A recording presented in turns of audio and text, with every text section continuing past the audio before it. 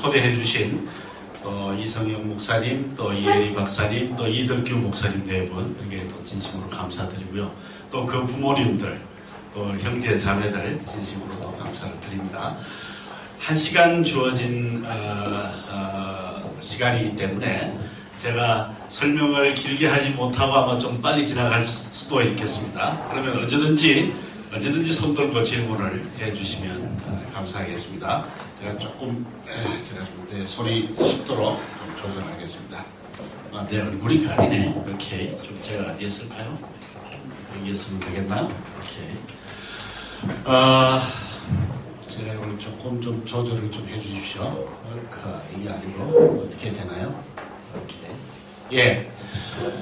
여러분은 기독교인들이 주로 이런 말들 하는 걸 들어보셨죠? 한번 여러분 교환에도 있는데요. 한번 같이 한번 읽어보겠습니다. 여기 보면 이런 말씀이 있습니다. 한 자매가 남자들은 다 늑대다 이랬어요. 이게 사실입니까? 아니면은 이게 잘못된 말입니까? 어떠세요? 남자들은 늑대다. 또 혹은 여자들은 다 여우다 이러죠. 제가 태어난 경상도에서는 야시라 그랬죠. 야시. 무서운 말이죠. 그죠? 아무도 돌을 안 던지네요. 예. 사실 이런 말들은 우리 교회 안에서도 많이 쓰는 것 같아요. 근데 이 말들이 과연 이게 사실인가 아니면 성급한 일반화인가 이게 우리가 좀 이야기를 나눠봐야 됩니다. 많은 경우에 보편적인 사실이기보다는 성급한 일반화가 많죠. 다시 말하면 늑대 같은 남자도 있죠. 여우 같은 여자도 있습니다. 그러나 모든 남자가 다 그렇지는 않죠. 그죠? 또 모든 여자들이 다 여우 같지는 않아요. 그렇죠? 그렇기 때문에 몇몇 사람을 보고 전체가 다 그렇다라고 말하면 곤란하죠. 이게 바로 보편적인 사실화하는 거예요. 이거 굉장히 무서운 말이죠. 그죠? 그래서 흔히 이런 말을 쓸 때는 굉장히 조심해서 써야 되지 않나요? 앞으로 갈수록 좀 더 심각한 이야기를 해봅시다. 두 번째요. 한 남자 집사님이 이렇게 말했습니다. 성공하려면 외모가 중요하다. 또 그렇기 때문에 출세하기 위해서는 성형수술을 좀 해라. 이렇게 이야기하죠. 또 어떤 사람이 이렇게 말합니다. 어떤 장로님은 여자는 예쁘고 봐야 하고 남자는 돈이 있든지 직장이 좋아야 된다. 너 직장이 있니? 아니면 뭐 좀 돈이라도 많든지 말이죠. 어떻게 그렇게 해가지고 장가를 가려고 그러냐 이런 말 하죠. 사실 이런 말을 들으면 끔찍하죠. 난 돈도 없고 좋은 직장도 없으니까요. 그죠? 또 때로는 외모도 안 좋고 그죠? 좋은 학벌도 없고 이럴 때죠. 이런 말들이 굉장히 교회 안에서도 여러 사람들이 이야기하는 것 같아요. 그러나 이런 말들은 알고 보면요. 진리가 아니라 개인의 사견에 불과합니다.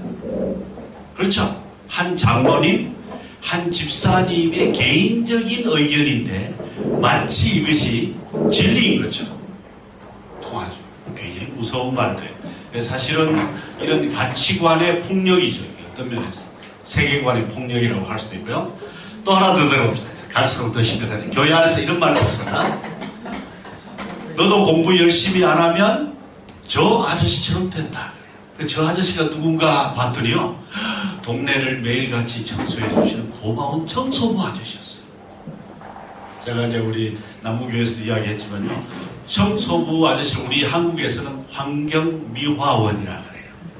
그분들이 나타나지 않으면 우리 동네가 다 악취가 풍깁니다. 그래서 굉장히 중요합니다. 그죠? 한 존경받는 남편이고 또 사랑받는 아버지가 하는 일이에요. 그죠? 그런데 한 여자가 손가락질을 하면서 말이죠. 너도 공부 열심히 안 하면 저 아저씨처럼 된다. 이 아줌마는 제 아내입니다. 제 아내가 지금 제 아내가 우리 애 데려가는 건데요. 네. 굉장한 무서운 말이죠. 여러분 이 말을 어떻게 생각하세요? 이 말이 옳은 말입니까? 잘못된 말일까요? 예?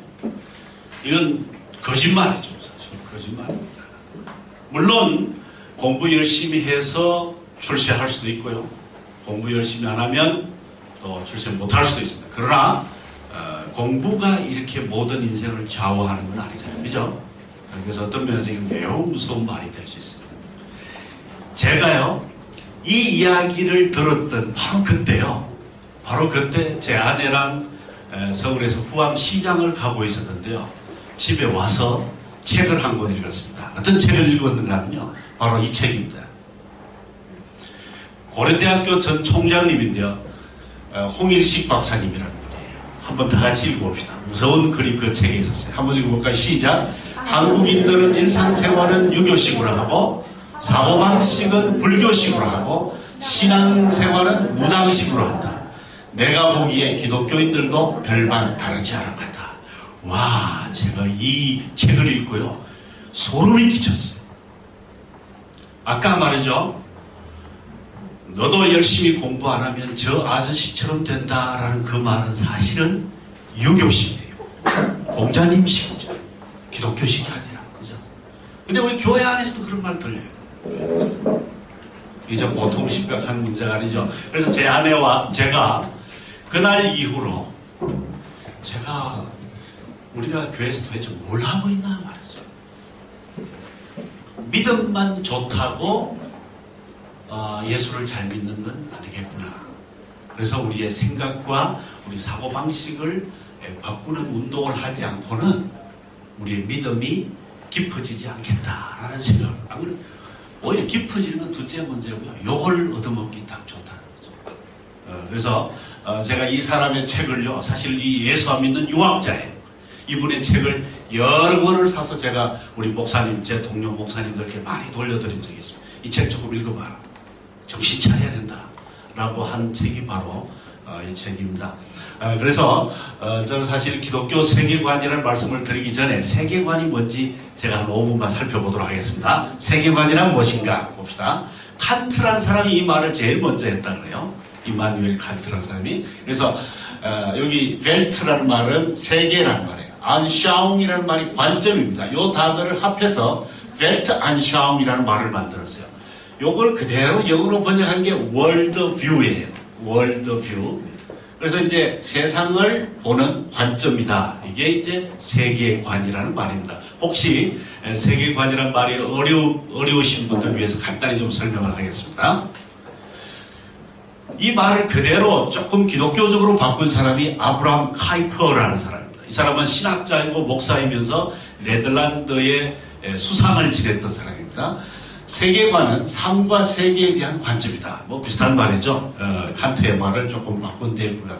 이 말을 좀 더 발전시킨 사람이 프로이드라는 사람입니다. 한번 다 같이 읽어볼까요? 시작. 세계관은 우리 존재의 모든 문제들을 통일적으로 풀기 위해 가장 지배적인 가정에 기초하여 세운 지적 구조. 좀 어렵죠. 하이포데시스, 가정이라고 그러죠. 가설. 우리 한국에서는 가설이라 이렇게 말합니다. 가설이 입증이 되면 진리로 판명된다 이렇게 하는 거죠. 그래서 이 프로이드가요, 벌써 여기에 지적 구조란 말을 한 건 굉장히 중요합니다. 사람마다 길이 있다는 거죠. 머릿속에 마음에 길이 있는데 그 구조가 문제라는 거예요. 그 구조를 고치기 전에는 사람은 바뀌어지지 않는다라는 거예요. 프로이드는 굉장히 참 심리학적으로나 정신분석학적으로 중요한 인물이죠. 이 말을 조금 더 요즘 과학 철학자라고 합니다. 토마스 쿤이라는 사람이 이렇게 바꿨어요. 세계관은 패러다임이다. 요즘 청년 대학생들은 한국에서요, 이렇게 말한다. 너 패러다임이 문제다 이렇게 말해요. 신앙이 문제다 이렇게 말 안 하고, 생각이 문제다 이렇게 말하지 않고 너의 패러다임이 문제 같다. 그 말은 무슨 말이에요? 지적 구조가 문제라는 거죠. 이 지적 구조가 비기독교적으로 유교적으로 형성되어 있으면 이거 생각을 바꾸기 쉽지가 않아요. 그죠? 그러니까 우리가 예수님을 믿으면 우리의 지적 구조도 예수님처럼 바뀌어야 되는데 네가 안 바뀌었다. 이 말이겠죠. 그죠? 저희 라브리를 세운 분입니다. 프란시스 쉐이퍼라는 분이 이렇게 말해요. 세계관은 전제이다. 그랬어요. 전제란 말은 선입관이라는 말이죠. 우리는 홍역에 걸리듯이 누구든지 전제를 다 갖고 있습니다. 한번 예를 들어서요, 거짓말은 나쁘다. 이것도 우리의 전제죠. 갖고 있죠. 선입관이죠. 그죠? 또 돈 없으면 못 산다. 이것도 다 전제입니다. 그러니까 세계관이라는 말은 무슨 말인가? 우리 속에 나도 모르게 갖고 있는 선입관들이에요. 이건 내가 갖기 싫어도 가져야 되는 거예요. 왜냐하면 내가 이 땅에 살기 때문에 나도 모르게 가죠. 나도 모르게. 그래서 나는 세계관이 괜찮을 거야 이렇게 생각하면 곤란합니다. 왜냐하면 세계관은 나도 모르게 이 땅에 살고 있기 때문에 사람들 만나면서 선생님들한테 배우면서 부모님한테 듣고 나도 모르게 체득한 나의 지적 구조예요. 그렇기 때문에 나는 괜찮아 이렇게 하는 사람은 아무도 없는 것 같아요. 전제이기 때문에 그렇습니다. 이제 이 정도 하면 충분하죠. 근데 한국 사람 몇 사람만 좀 소개하겠습니다. 세계관은 뭔가? 양성은 박사님이라고요. 경북대학교 물리대 교수를 하다가 그만두고 이 세계관 운동을 하려고 지금 캐나다에 살고 있는 분이세요. 한번 같이 읽어보겠습니다. 시작. 세계관은 과학과 철학에 비해서는 논리적이지 못하며 신념에 비해서는 의지적이지 못하고 신앙에 비해서는 초월적인 면이 부족하지만 철학, 상식, 신념, 신앙과 등과 불가분의 관계가 있다. 그래서 세계관을 다른 말로 이렇게 하면 되겠죠. 상식, 신념 이렇게 해도 되겠죠. 그죠? 그래서 이 양성원 박사님은 지금 교수님을 그만두고 세계관 운동을 하고 있습니다. 총신대에 계시는 신국원 교수님 제일 재밌는 말을 했어요. 세계관은 창문이다. 그랬어요. 한번 보세요. 창문을 보고 우리가 세상을 보죠. 그죠? 우리 사람마다요. 마음속에 다 창문이 있습니다. 내가 가지고 있는 윈도우, 이 컴퓨터에도 윈도우즈로 돌아가죠. 그죠? 윈도우즈로 돌아가는데요. 각자 마음의 창문이 있다는 거죠. 창문을 통해서 바깥 세상을 본다는 거죠. 근데 창문이 만약에 흐릿하게 말하죠. 이게 뭔가 때가 끼어 있으면 어떻게 돼요? 세상을 볼 때요. 잘 안 보이잖아요. 그죠? 근데 창문이 깨끗하면 세상을 볼 때 어때요? 깨끗하게 보이는 거죠. 근데 사람마다 요즘 이 창문에 온갖 게 다 묻어 있다는 거죠. 공자님, 부처님, 프로이드, 온갖 세상에 잘못된 때가 묻어 있어서 세상을 볼 때 깨끗하게 안 보인다는 말이죠. 이해되십니까? 그래서 한번 따라합시다. 세계관은 창문이다. 그래서 여러분 세계관은 어떠세요? 깨끗합니까? 아니 온갖 먼지가 묻어 있습니다. 어제 우리 교회 가는데 우리 이 목사님 아들이 말이죠. 아빠 이 똥 좀 치우세요. 왜냐하면 이 차 앞에 말이죠, 그죠? 새똥을 하나 넣었어요. 근데 이 목사님 막 아무리 닦아도 안 닦여지더라고요. 그러니까 어떤 사람은요 새똥이 너무 많이 묻은 거죠. 그래서 예수님은 오래 믿었는데 이 새똥들이 너무 많이 묻어가지고 그죠? 세상을 볼 때 기독교적 관점으로 보지를 못하는 거예요. 온갖 새똥 묻은 소리를 하는 거예요, 그죠? 그런 의미에서 세계관은 창문이다. 예, 이분은 직업이 뭔지 누가 한번 알아맞혀보세요. 한번 읽어보세요. 이게 무슨 말인지도 모르겠죠. 되게 어려워요. 한번 다 같이 읽어보겠습니다. 시작. 세계관이란 사람들의 지적 구조 안에서 발견되는 의식적이건 무의식적이건 참이건 거짓이건 기초적이건 비기초적이건 논리적으로 연관되어 보이는 중요한 신념들의 체계를 의미한다. 오, 하나도 안 빼고 다 이야기하려는 거예요. 하나도 뺄 수가 없어요. 이분은. 직업이 뭘까요? 선생님, 변호사, 목사님, 뭐 하시는 분일까요? 저랑 같이 양양산골장에서 한 3년 같이 일했는데요. 변호사입니다. 변호사인데 이분 다 말을 다 빼면 돼요. 세계관이란 사람들의 지적 구조 안에서 발견되는 중요한 신념들의 체계다. 중요한 거. 그러니까 사소한 거 이런 거는 우리 세계관이라 할 수 없다는 거죠. 중요한 것들을 모은 것, 체계를 세계관이라 한다. 예, 저 이분 굉장히 존경합니다. 예, 사법고시 합격했는데요. 저희 산골장에 와가지고 저랑요 등짐치면서 이 태풍을 2번이나 이겨낸 친구예요. 하룻밤에 이제 저한테 이러더라고요.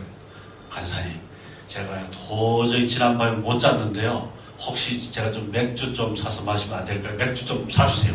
내가 한 통이 아니라 내가 한 박스라도 사줄게. 그래. 이 친구입니다. 바로. 지금 이 친구는 아프리카와 북한에서 내려온 난민들, 이 탈북자들을 위해서 우리나라 시민권을 얻어주고 난민 지휘권을 얻어주는 무료 변호사 역할을 하는 서울공법센터 대표 변호사예요. 여러분이 돈 없으면 이분한테 부탁하세요. 어쩌든지 변호 업무 해주는 그런 아주 멋쟁이 변호사입니다. 얼마 전에 여기에 멕시코에 왔다 갔어요. 멕시코에 있는 한국 회사들이 멕시코 사람들을 이렇게 고용해서 일을 하는데 여기에 인권 문제가 있다 그래서 이분이 조사하차 왔다 간 적이 있습니다. 예, 한번 봅시다. 그 다음에 하나만 더 설명해요. 아는 사람 나왔죠? 세계관은 세상을 보는 마음의 안경이다. 무슨 말인가면 세계관은 전부 우리 여러분 안경 없는 분 없죠? 하나님이 주신 렌즈 다 있죠, 그죠? 여러분 눈이 좋으시면 안경 낄 필요 없죠. 근데 저 눈이 안 좋아서 그죠? 안경 꼈습니다. 세계관은 세상을 보는 안경이라는 거예요. 눈이다. 그래서 만약 빨간색 안경을 끼면 어떻게 해요? 어떻게 보일까요? 세상이 빨갛게 보이죠. 만약에 제가 안경을 브라운 컬러를 좀 넣으면 세상이 어떻게 보일까요? 훨씬 따뜻하게 보입니다. 그러니까 세계관은 어떤 사람은요 빨간색 세계관이 있습니다. 막스주의 세계관, 사회주의 세계관 이런 거죠. 그럼 세상이 전부 빨갛게 보이겠죠. 그래서 어떤 세계관을 끼고 있느냐에 따라서 세상을 다르게 본다. 여기에 세계관은 뭘까요?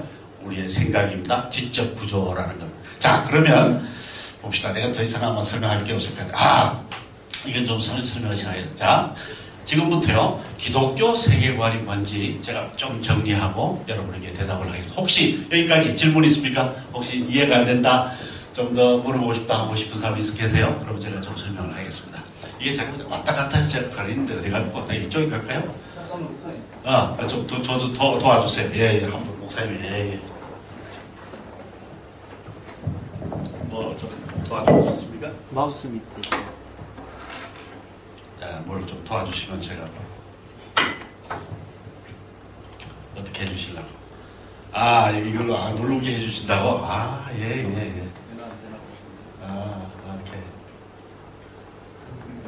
오케이. 연결 안 됐어요? 됐어요. 되네. 어느 걸 누르면 됩니까? 그래요. 중간 거. 예. 감사합니다. 이야, 좀 최첨단 느낌이 드네. 첫 번째요. 기독교 세계관은 성경적인 체계다. 사실 기독교 세계관이기 때문에 성경이 없으면 아무것도 아니에요. 성경에 기초한 신념 체계입니다. 그래서 이 도이벨트라는 신학자가요 아주 재밌는 말을 했는데요. 창조, 타락, 구속이라는 세 가지 안경으로 세상을 보는 게 기독교 세계관이라는 거죠. 한번 따라합시다. 창타구가 뭔가면요, 이 세상을 볼 때요 하나님이 창조했다. 그런데 타락했고 그 타락한 세상을 예수님이 구원하러 오셨다. 이렇게 세 가지 안경. 사람을 볼 때도 그렇게 봐야 된다. 여기 앉아 계신 우리 두 청년들, 그죠? 아주 멋쟁이 두 분이 오셨는데 이 두 분을 볼 때 이분들은 하나님이 만드신 창조물이다. 두 번째, 그런데 미안하게도 죄를 지어서 타락했고 구원을 받을 수 없는 존재인데 예수님이 오셔서 구원해 주신 영광스러운 존재들이다. 이렇게 세 가지 안경으로 보자. 이거는 정말 간단하면서도 획기적인 아이디어였어요. 세상을 볼 때 세 가지 그냥 안경으로 보면 되니까 너무너무 간단하죠. 그래서 우리 한국에서는요 기독교 세계관이 뭐냐 이러면 그냥 창타구 이렇게 말하는 사람이 굉장히 많습니다. 그래서 우리도 그렇게 하셔도 상관없어요. 이 세 가지 안경은요 기가 막힌 안경이에요. 무신론자와 다른 모든 종교인들과 다 다른 안경이에요. 이 세상은 하나님이 만들었다. 그래서 아무리 나쁜 사람이라도 아무리 못된 사람이라도 어떻게 해요? 이건 하나님의 피조물이다. 그런데 타락했다. 이런 관점으로 보자. 아주 좋은 참 심플한 관점입니다. 저희 라브리를 세운 이 프란시스 쉐이퍼는 여기에 좀 문제를 느꼈어요. 이분의 이야기 참 좋은데 불신자들한테 창조, 타락, 구원 이러니까 인정을 안 하는 거예요. 못 알아듣는 거예요. 그래서 이분은 좀 다르게 설명했어요. 모든 인간은 세 가지 고민이 있습니다. 하나가 뭘까요? 이 형이상학적인 고민이라는 보이지 않는 세계. 하나님은 계실까? 이 우주는 어디에서 왔을까? 이런 문제들. 이런 문제뿐만 아니라 도덕적인 문제가 뭐죠? 나는 어떻게 살아야 되는가? 인식론적인 문제라는 건 뭔가? 내가 생각하는 게 이게 옳은 건가? 나는 어떻게 생각해야 되나? 이런 문제에 대한 성경적인 답변이 바로 기독교 세계관이다. 이렇게 설명한 분이에요. 이분은 책을 한 21권 썼는데요. 혹시 원하시면 같이 한번 보시기 바랍니다. 난 플란팅가라는 사람입니다. 이 사람은 요즘 우리한테 제일 마음에 드는 이야기를 했어요. 뭔가 하면 기독교 세계관은 성경적인 통합적 신념체계다. 신념체계다. 이게 아주 간단하면서도 예수 안 믿는 사람하고도 대화하기 가장 좋은 이야기가 아닌가 하시나요? 모든 사람은 다 신념체계가 있거든요. 우리는 기독교적인 신념체계가 있다. 어떤 사람은요, 이 말을 하면 뭐 더 이상 설명할 필요 없이 알아듣는 사람이 있는 것 같아요. 두 번째는요, 제가 좀 다르게 좀 설명해 보겠습니다. 기독교 세계관은 삼위일체 하나님의 눈으로 세상을 보는 거다. 아마 여러분 오래 예수 믿은 분이 이게 제일 아마 마음에 와닿을지 모르겠어요. 왜냐하면 사무엘상 16장에서 하나님 뭐라 그랬습니까? 한번 다 같이 읽어보겠습니다. 시작. 나의 보는 것은 사람과 같지 아니하니 사람은 외모를 보거니와 나 여호와는 중심을 보느니라. 그랬잖아요, 그죠? 그러니까 하나님이 세상을 보는 것처럼 우리도 그렇게 보면 된다라는 게 기독교 세계관이라는 거죠. 여기 물론 제가 일일이 설명하지 않겠습니다. 여기 그 중심이라는 말은 레밥이라는 말인데 생각을 말합니다. 우리의 또 마음을 말하며, 그러니까 하나님은 우리의 생각을 보신다는 거죠. 하나님은 우리의 외모보다도 뭘 봐요? 우리의 생각 중심을 보신다. 중심을 보신다. 우리는 사람은 어떠세요? 우리는 중심이 안 보이니까 어떻게 해요? 자꾸 외모만 보죠, 그죠? 근데 중심을 보려면 이제 어떻게 해야 될까요? 이야기를 해봐야 돼요. 토론을 해봐야 돼요. 저희 라브리에서는요, 그냥 밥 한 그릇 먹었다고 해서 우리 친하다 소리 안 합니다. 왜냐하면 밥 한 그릇 먹었다고 해서 중심을 알기는 힘드니까요. 그래서 밥을 먹으면 대화를 하면서 이야기하면서 중심을 알 수 있도록 시간을 보내야 된다. 우리는 어때? 목욕탕 한번 같이 갔다 와. 그 다음에 우리 밥 한 그릇 먹었다. 이러면 중심을 아는 것처럼 착각하면 곤란해요. 그렇죠? 굉장히 조심해야 돼요. 하나님은 중심을 보신다. 중심을 보신다. 그래서 한번 더 자세히 한번 보겠습니다. 이건 뭐 간단히 지나가도 되는데 제가 좀 나누었어요. 하나님 아버지의 뜻을 아는 영적 분별력. 이게 기독교 세계관입니다. 그래서 예를 들어서 로마서 12장 2절에 보면 이런 말씀이 있잖아요. 너희는 이 세대를 본받지 말고 마음의 변화를 봐. 이게 아주 중요한 단어입니다. 이 마음이란 말은 생각을 말해요. 생각의 변화를 받아 하나님의 선하시고 기뻐하시고 온전하신 뜻을 분별하라 그랬어요. 여기 분별하라는 말은 안다, 발견한다, 찾는다라는 뜻이에요. 그러니까 하나님의 뜻을 저절로 알 수 없고 찾아야 된다. 생각을 해야 된다는 거죠. 생각을 해야 된다. 우리 많은 경우에 그렇지 않죠. 영적 분별력을 찾지 않고요. 제가 보니까 많은 교회에서 이렇게 하는 것 같아요. 직통 계시를 찾는 거예요. 그렇죠. 직통 계시. 저도요, 사실은요. 저도요, 대학 시험에 2번 떨어지고요. 부산에 태종대라는 데를 갔어요. 혹시 태종대가 뭔지 아세요? 모르시죠? 아마 여기서 태어나신 분들 태종대에 가면 바위 절벽이요. 한 100m 정도 있어요. 절벽이 있어요. 거기에요. 거기가 옛날에는요, 자살하기 좋은 데라고 생각했어요. 저도 거기 떡 썼어요. 대학 시험 2번 떨어지고. 하나님이 이제 나를 버리셨다 생각한 거죠. 뛰어내리려 그러다가요, 보니까 보통 대학 시험 입시가 옛날에 저희 때는 1월달에 주로했어요. 춥고요, 무섭고요. 그래서 내일 아침에 다시 오자. 이걸 제가 포기하고 태종대에서 하룻밤을 잤어요. 제가 자살하러 가면서 성경 갖고 갔을까요? 안 갖고 갔어요. 내가 자살하러 가가지고 기도했을까요? 기도 안 했어요. 내가 자살하러 가서 뭐 부산에 어디 교회 가서 예배 드렸을까요? 예배 안 드렸어요. 그러니까 하나님이 제한테 하나님의 뜻을 가르쳐 줄 길이 있었을까요? 없었을까요? 없었어요. 그래서 제가 밤에 자는데요. 제 평생에 처음이자 마지막입니다. 천둥 같은 소리로 나를 깨웠어요. 깨봐! 그런데요, 벌떡 일어났어요. 저는 의심 없이 그 목소리가 하나님의 음성이라는 걸 저는 알았어요. 지금까지도. 제가 그날 새벽 이야기를요, 지금 30년이 넘도록 이야기를 하는데요, 마치 어제 저녁에 있었던 일처럼 제가 놀래곤 합니다.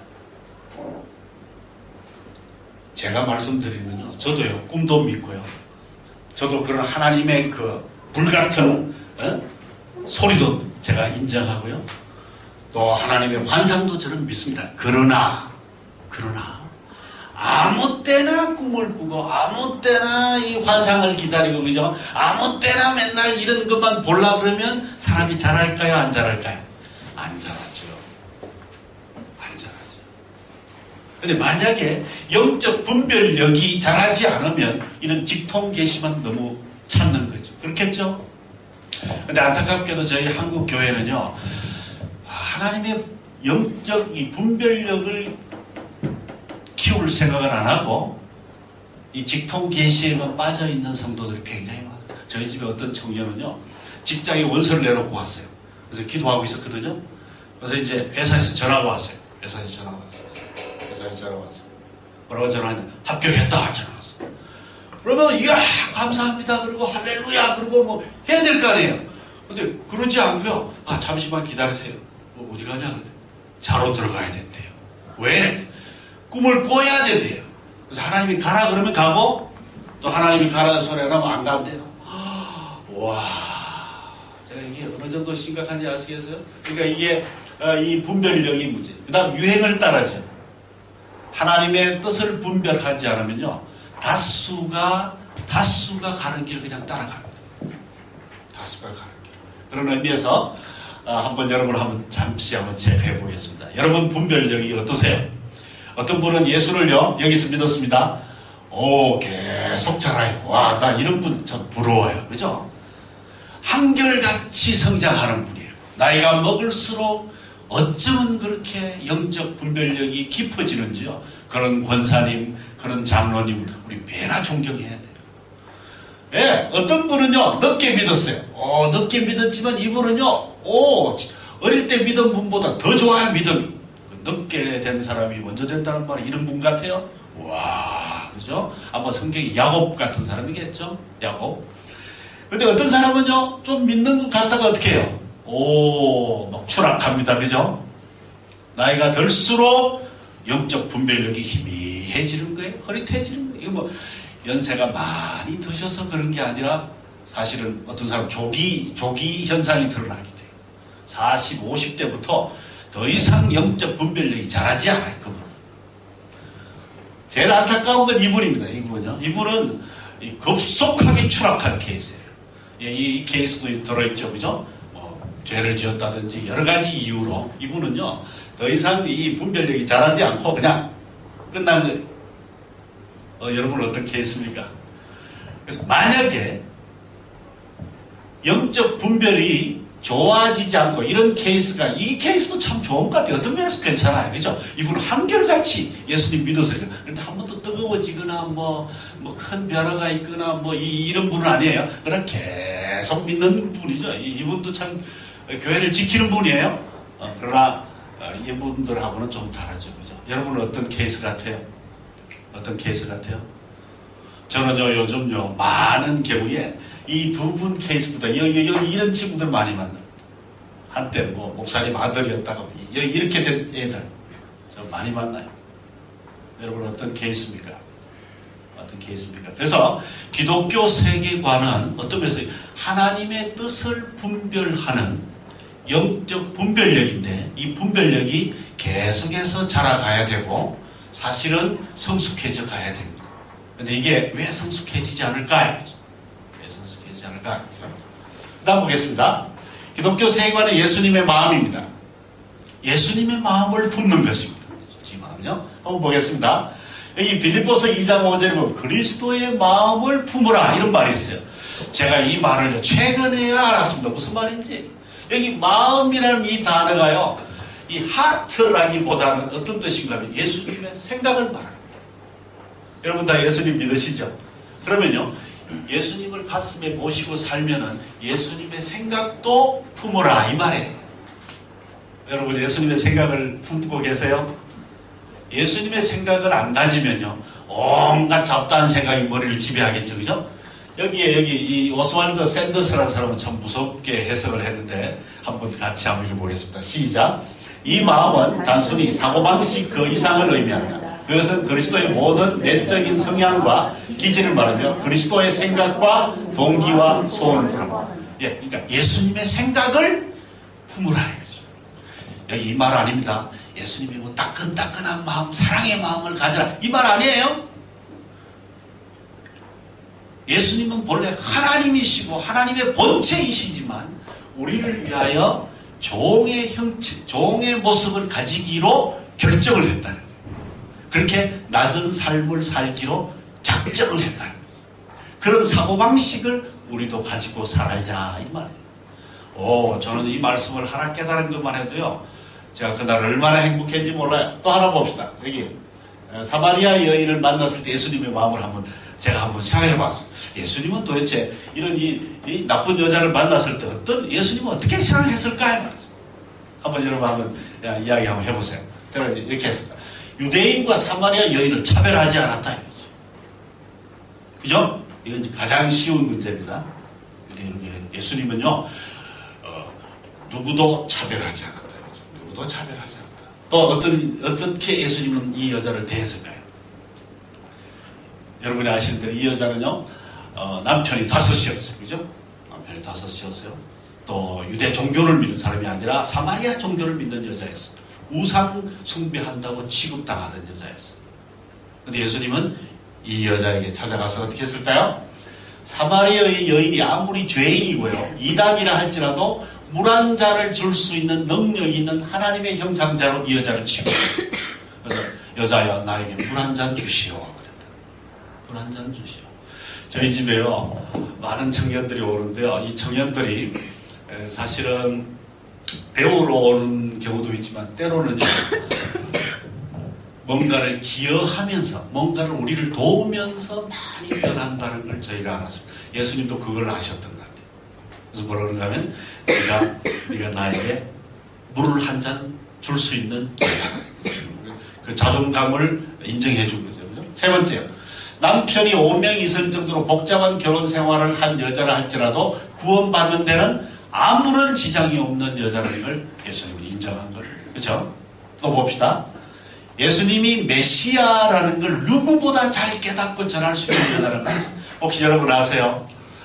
이 사마리아 여인이요, 예수님에 대해서 깨달은 게 얼마나 많은지 잠시 우물가에서 이야기했는데요, 예수님을 이렇게 말합니다. 당신은 야곱보다 큰 자이니까? 예수님, 내가 그니라. 당신은 메시아입니까? 내가 메시아다. 이 사마리아 여인을 통해서 예수님은요, 자기 자신이 누군지를 나타내신 것 같아요. 그래서 이렇게 정리를 하겠습니다. 예수님의 마음은 우리가 다 알 수 없지만 그분의 행적과 그분의 말씀을 통해서 조금 알 수 있겠죠. 그죠? 우리도 그래서 예수님 믿고 난 후에 예수님처럼 생각하는 이런 습관을 가지는 게 좋겠죠. 예, 제가 뭐 다 일일이 다 말씀은 못하고요, 지나가겠습니다. 만약에 예수님을 믿는 믿음과 아는 지식이 하나가 안 되면 어떻게 될까요? 제가 어제 남부교회에서 설교를 했지만 오래 예수 믿어도 미성숙 신자가 되기 쉽다는 거죠. 예를 들어서 이런 겁니다. 우리가 예수님을 뜨겁게 사랑합니다. 예수님을 열심히 잘 믿습니다. 그런데 우리 생각이 만약 부처님식으로 생각한다면 어떻게 된다고요? 오래 예수 믿었지만 미성숙한 신자, 어린아이와 같은 그런 신자가 되기 쉽다. 두 번째는요, 세상의 유혹과 풍조에 개꼬리처럼 잘 흔들리는 성도들이 되기 쉽다. 저희 한국교회 요즘 고민입니다. 무슨 고민인가 하면요, 성도들이요, 그렇게 뜨겁고 그렇게 충만하고 그렇게 참 열심히 성도들이 너무너무 잘 흔들린다. 너무너무 잘 흔들린다. 왜 그럴까요? 그게 지금 저희들의 연구 주제 중에 하나입니다. 아마 제가 셋째 날도 말씀을 드리겠지만요. 그래서 교회 안 나오는 신자들이 많죠, 요즘. 그죠? 많죠. 왜 그럴까요? 왜 그러냐? 저희가 판단하기로 어떤 교리 공부도 해본 적이 없고 성경을 체계적으로 공부한 적도 없고, 그래서 내적인 이 기초 실력, 이 믿음의 기초가 굉장히 약하기 때문에 조금만 바람만 불어도 흔들린다. 그래서 사실은 뭐 여기까지만 말씀을 들어도 여러분이 충분히 기독교 세계관의 중요성과 의미가 뭔지를 알 수 있으실 겁니다. 그러나 제가 조금만 더 설명하겠습니다. 기독교 세계관은 뭐냐? 성령의 생각이다. 성령의 생각이다. 저 이것도 최근에 알았어요. 혹시 여러분 성령님 믿으시죠? 성령도 생각이 있다는 걸 믿으세요? 우리 성령 그러면 뭐부터 생각납니까? 능력, 그죠? 또 성령이 주시는 은사들, 그죠? 각종, 그죠? 여러 가지 예언의 능력 이런 거. 그래요. 예, 제 아내가 빨리 끝내라고 지금 신호를. 벌써 시간이 그렇게 됐어요? 오케이. 예. 그래서 이 성령님은요, 생각이 있었어요. 우리 한번 보겠습니다. 로마서 8장을 한번 같이 읽어보겠습니다. 시작. 육신의 생각은 사망이요, 영의 생각은 생명과 평안이라. 그러니까 육신의 생각이 있고 성령의 생각이 있다는 거죠. 한번 보겠습니다. 제가 간단히 정리해놨으니까 여러분이 참고만 하십시오. 다 적지 마세요. 혹시 여기 지도자가 오셨으면요, 저희 파일 이거 그대로 다 드릴 테니까요. USB만 가지고 오세요. 그러면 그대로 드릴 테니까 집에 가서 사모님하고 같이 보세요. 열심히 적으셔서 감사하긴 한데 다 적지는 마세요. 집중만 하세요. 육신의 생각과 성령의 생각 보세요. 다 다릅니다. 그런데 우리가 예수님을 믿고요, 성령의 능력을 받았다 할지라도, 성령 충만을 받은 사람이라 할지라도 성령의 생각을 가지려고 노력하지 않으면요, 그 사람은 무슨 생각을 하기 쉬워요? 육신의 생각을 해요. 언제나 교만하고, 그다음 오만하고, 비일관적이고, 어제 했던 말하고 오늘 하는 말하고 틀리고, 자기중심적이고, 속이고. 그러니까 성령 충만한 분 중에, 기도만 하면 병이 나는 분 중에, 그죠? 밤은 기도를 하시는 분 중에 얼마나 거짓말쟁이도 많고 얼마나 말이 안 맞고 말이죠. 왜 그랬을까요? 생각을 성령의 생각을 안 하기 때문에. 성령의 생각. 그래서 기독교 세계관은 뭐냐? 다른 말로 하면요, 성령님의 생각을 배우는 거예요. 예수님의 마음을 품는 거예요. 하나님의 뜻을 분별하는 능력을 갖는 것. 어떤 면에서.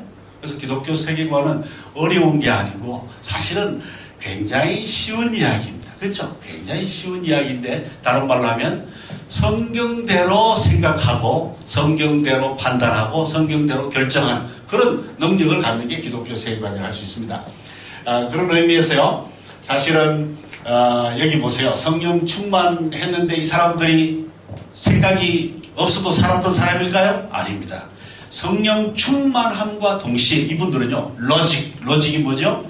논리와 합리성과, 그죠? 그 지식이 아주 참 대단했던 분들이, 여기 로이드 존스, 이 말을 한 사람이 로이드 존스예요. 로직 on fire. 무슨 말일까요? 불타는 지성 혹은 불타는 논리라는 말. 저는 대학생 청년들을 지금 25년째 전도하고 사는데요, 제가 대학생 청년 전도하는 이유가 그겁니다. 가슴은 불타고요, 예수님 때문에. 가슴은 뜨겁고 생각은 뭐라고요? 차가울 정도로 논리적이고. 그죠? 이 두 가지를 갖춘 사람들. 그래서 제가 존경하는 오카넌 목사님이나 C.S. 루이스나 톨킨, 이런 사람들이 바로 그런 사람들이에요. 그런 사람들. 근데 우리 한국에서 어떻게 가르쳤느냐? 성령 충만하기만 하면 되고 공부 안 해도 된다, 이렇게 가르칩니다. 이게 얼마나 잘못된 가르침이었나. 성령 충만해서 가슴이 뜨겁고 동시에 어떻게 해요? 제대로 공부하는.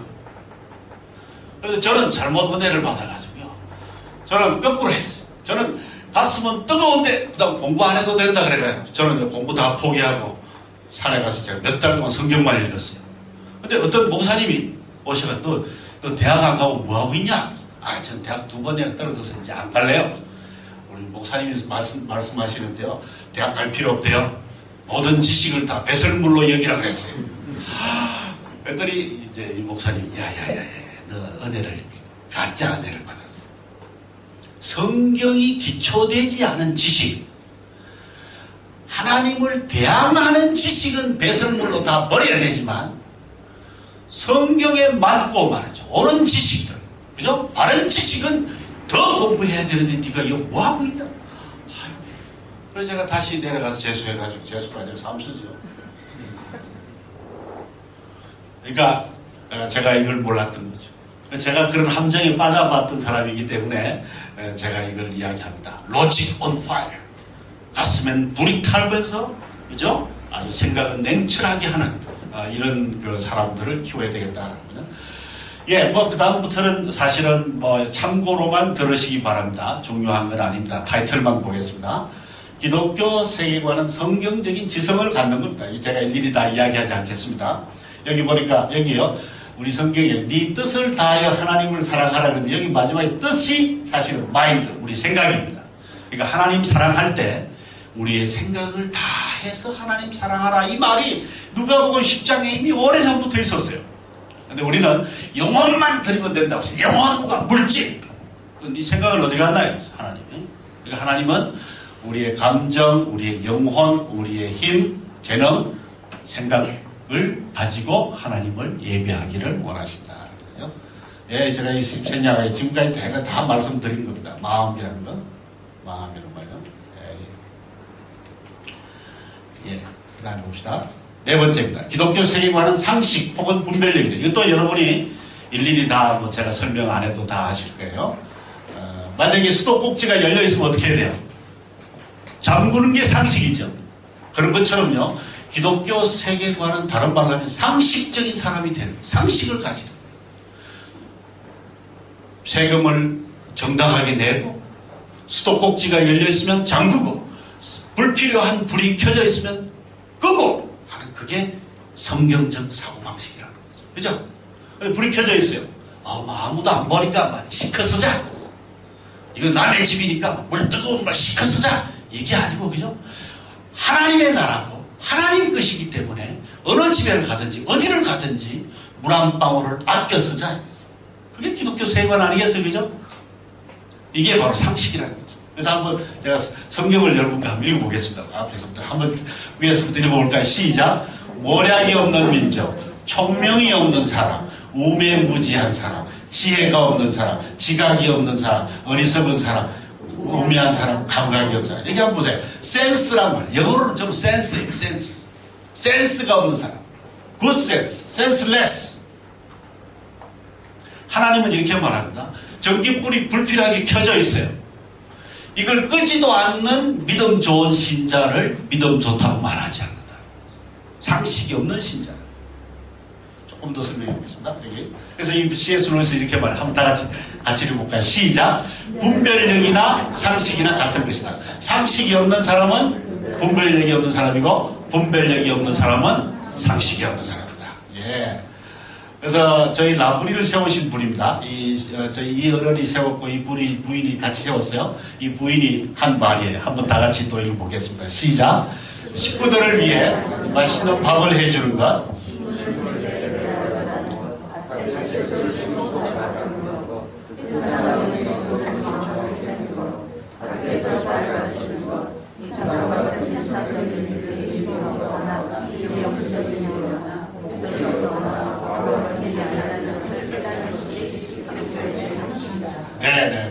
네.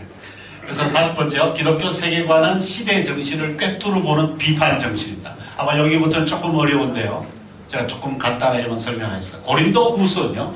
고린도 교회 아시죠? 고린도 교회는요. 플라톤, 아리스토텔레스, 소크라테스가 살았던 그 동네에 세워진 교회입니다.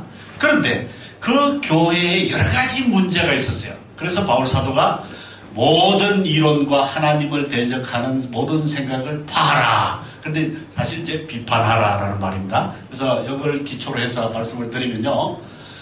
고린도 교회도 동성애 문제가 있었어요. 그런데 요즘 저는 이제 한국 교회를 생각하고 이런 문제를 제가 봤습니다. 시대 정신이죠. 다원주의. 제가 이건 내일인가요? 말씀드리고요. 민족주의, 과학주의, 성공주의. 이런 잘못된 시대 정신을 그냥 두지 말고 뭐가 문제가 있는지 뭘 배워야 하는지를 분석할 수 있고 비판할 수 있는 능력. 그게 기독교 세계관이에요. 여섯 번째 봅시다. 기독교 세계관은 지식 혹은 지혜입니다. 한번 보겠습니다. 천하의 바보가 누군지 한번 보겠습니다. 어리석은 사람은 뭐가 많아요? 지식은 많아요. 그러나 지혜가 없는 사람. 제가 그런 사람. 어리석은 사람은 꿈과 비전은 크나 그것을 어떻게 이룰 건지 장기 계획 혹은 전략적 사고가 없는 사람이죠. 그 다음 어리석은 사람은 자기 말만 하고 듣는 귀가 없거나 듣고도 행치 않는 사람이에요. 4번은 제일 재밌습니다. 한번 읽어봅시다. 시작. 어리석은 사람은 고생을 많이 하고도 아무것도 배우지 못한 사람. 그런데 다음 한번 숙제를 내드릴까요? 솔로몬이 구한 지혜는 뭘까요? 샤칼입니다. 여기 구약이에요. 지혜라는 말이 단어가 3가지가 있어요. 샤칼이라는 단어가 이거 뭔가 하면 아주 똑똑하게 이해할 수 있는 능력을 말해요. 샤칼. 허쿠마라는 게 있어요. 공교한 지혜라고 그러는데요. 제주라고 하죠. 우리 부모들이 우리 아이들 아주 똑똑하게 해주세요. 지혜롭게 해주세요. 그때 주로 기도하는 건 아마 호크마를 기도하는 것 같아요. 호크마. 잠언에 나오는 대부분의 단어 지혜라는 말이 호크마입니다. 3번째, 레부쇼미아라는 말이 있어요. 잘 듣게 해주세요. 잘 듣는 귀. 이런 말이에요. 솔로몬은 1000번제를 드렸더니 하나님이요, 내가 너한테 뭐 줄까? 그랬잖아요. 그때 솔로몬이 뭘 달라 그랬어요? 지혜를 달라 그랬죠. 그때 어느 지혜를 달라 그랬을까요? 샤칼, 호크마, 레부쇼미아. 샤칼. 샤칼. 아주 분석력이 뛰어난 거죠, 그죠? 아주 이지적인. 그것도 필요하죠, 솔로몬한테. 솔로몬은 하나님이 샤칼도 주셨고, 호크마도 주셨어요. 근데 솔로몬이 하나님께 달라고 한 건 뭘까요? 레부쇼미아라는 거예요. 그건 무슨 말이에요? 잘 듣는 귀. 혹은 듣고 순종하는 마음. 그게 레부쇼미아라는 거예요. 여러분은 하나님이 또 오늘 밤에 찾아오셔가지고 내가 너에게 뭘 줄까? 이렇게 물으시면 뭘 달라 그러실래요? 뭐 자유입니다. 샤칼 달라 그래도 되고요. 뭐 이거 호크마 달라 그래도 돼요. 근데 하나님은 이 솔로몬이 레부쇼미아를 달라 그러기 때문에 다른 거 다 덤으로 줬어. 이 레부쇼미아는 무슨 말이냐 하면요, 잘 듣는 귀라는 그런 뜻이에요. 잘 듣는 귀. 그래서 부탁입니다. 그래서 우리 여기 계시는 성도 여러분뿐만 아니라 저도요, 지금 제일 필요한 게 이게 아닌가 싶어요. 잘 듣고 말씀 듣고 순종하고 하는 그런 지혜 필요하지 않나. 그래서 한번 같이 읽어보겠습니다. 시작. 지혜는 지고 지선의 목표 및 그 목표를 성취하는 분명한 수단을 볼 줄 아는 능력과 그것들을 선택하는 거예요. 이 말을 들으니까 여러분의 자녀들이 지금 이런 것 같아요? 아닌 것 같아요? 이제 지혜가 있는 것 같아요? 없는 것 같아요? 이런 지혜가. 자, 이런 지혜. 어떤 지혜입니까?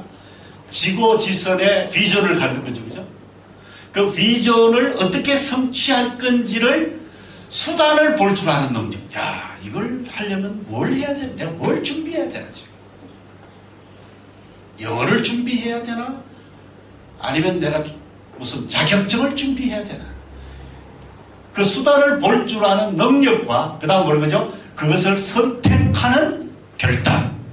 그죠? 이게 지혜라는 거죠.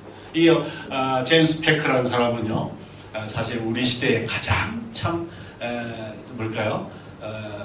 전 세계 교회에 영향을 끼친 책을 많이 쓴 신학자예요. 그분이 잘 정리한 것. 바로 이게 저는 레부쇼미아가 아닌가 이런 생각이 들어요. 우리 여러분 자녀들이 다 이런 지혜를 가지면 좋겠죠?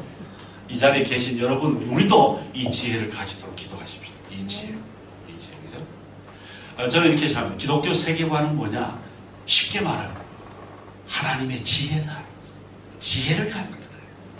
여러 가지 복잡한 문제를 분석할 줄 알고 그것을 또 뭔가 대처할 줄 알고 이거를 포기할 건 포기하고 해야 될 건 할 줄 아는, 그죠? 그런 능력. 그게 지혜가 아닐까요?